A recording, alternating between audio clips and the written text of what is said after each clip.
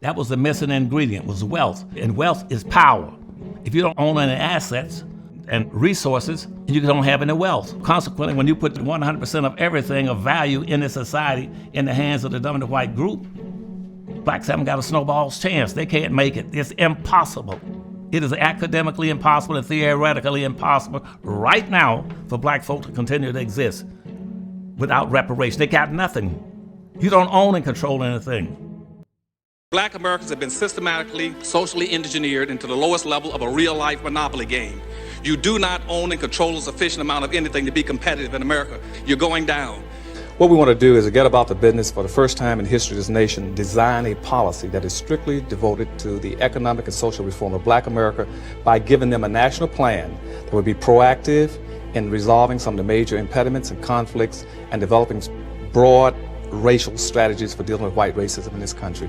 After all my years in politics and national politics and international politics, I left government saying that somebody got to get out here and start raising Cain on behalf of black folk.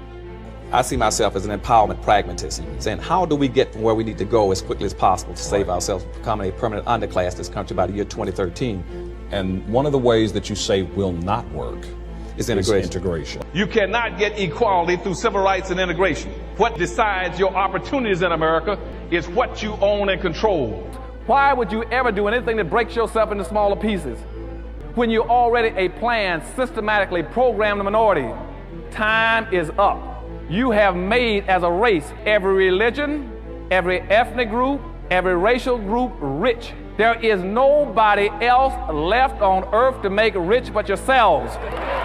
If we don't solve these problems, blacks in America become a permanent underclass of beggars and criminals. And an underclass means those individuals who, by the nature of their circumstances, will be forced to live as either beggars or criminals. That's where you're going.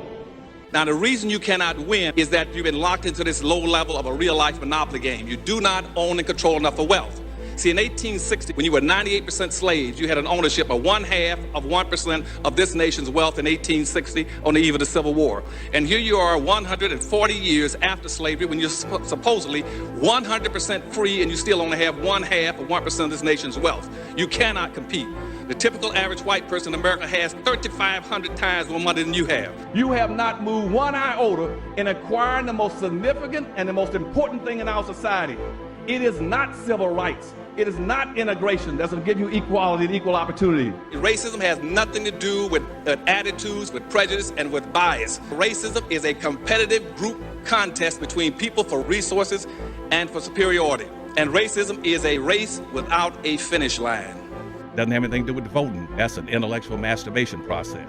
Not one president, not one candidate for public office ever get up and say, here's what I'm going to do for black folk. Consequently, nobody's ever stood up and said, here's what black folk are going to get. You're talking about the candidates. The first thing these black folks should be asking is not what candidate you're going to vote for. Who cares? What you should be asking is, what are you going to get? If you ain't getting a damn thing, why are you voting? No black gave up his life to vote. He might have had his life taken from him, but he didn't give it up.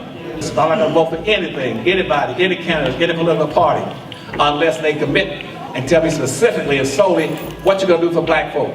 But the two things that are hurting us, we don't have any resources. The second thing you don't have is they stole your social cohesiveness. You either play as a team or you lose by default. That's why you all can't get ahead. You all play as individuals. And you listen to these black activists on the streets saying, we're not a monolithic people. He's wrong.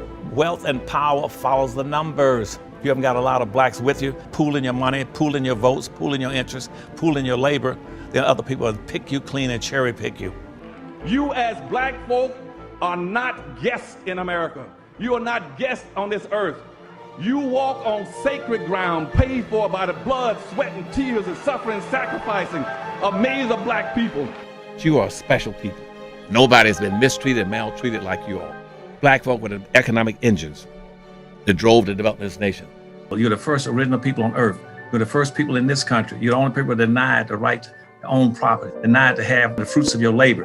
The only person denied the right to have an education, denied the right to be married and have children, or to be able to have weapons, tools, and lands and animals. Well, you're the only people that's fought in every war this country's ever been in. Everybody else in this country, I don't care what their racial, ethnic extraction is, they have fought this country. This country owe you. They owe you. And that's what I want you to start demanding from them. But I love y'all, and And please forgive me for having such love for black folk. So I thank you and I love you.